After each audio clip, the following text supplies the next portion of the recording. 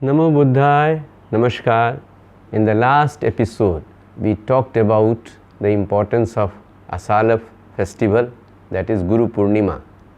And we also spoke that on this occasion, the Lord Buddha delivered his first sermon to his selected 5 disciples at Isipatan Saranath. Who were those 5 disciples? Their names were Kaundinya, Vaspa, Bhadrak, Ashwajit and Mahanam. These were the 5 disciples, bhikkhus, who used to practice Hatha Yoga, that is giving torture to the body and thereby trying to attain nirvana in the forest of Uruvela near Bodh Gaya. And Bhikkhu Siddhartha also used to participate with them in Hatha Yoga, that is torturing the body.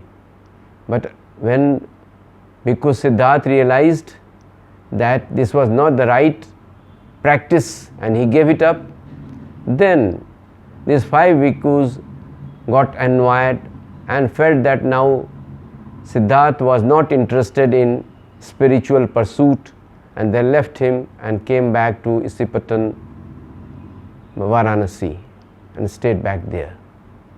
So when Buddha decided that he has to go and preach them, and when he reached Saranath, the 5 bhikkhus, when they saw him coming, they decided to show utmost discourtesy to him because they were annoyed with him.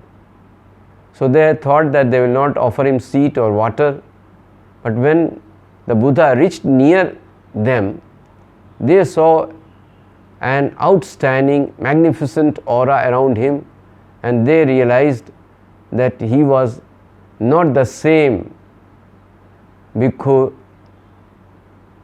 Siddhartha. They fell at his feet, and then subsequently they learned from him what he had learned himself, what he had discovered. The Buddha told them that a bhikkhu should not indulge into the extremes, and this is true about the householders also. What are those extremes? One extreme was the torturing of the body, which they were doing in Uruvela by practicing Hatha Yoga, torturing the body and thereby killing the horse on which you were to ride a long journey. On the other hand, he also said that we should not indulge into the worldliness to an extreme.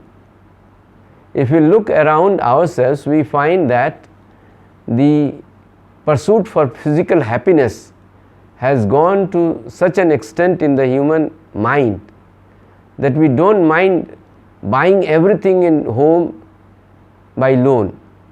And we are all following the principle of Charvak, who said long ago, Rinam kritva ghritam pivet, javat jivet, sukham jivet. So long as you live happily, and if you don't have money, borrow the money but live happily. Now Buddha advised that we shouldn't indulge into these 2 extremes. We should follow the middle path. This is the most important aspect of his teaching. There are other 2 aspects, the 4 noble truths and the 8-fold path. We will talk about them in the next episode. Till then, take care. Namo Buddhaya, Namaskar, Jai Hind. God bless you.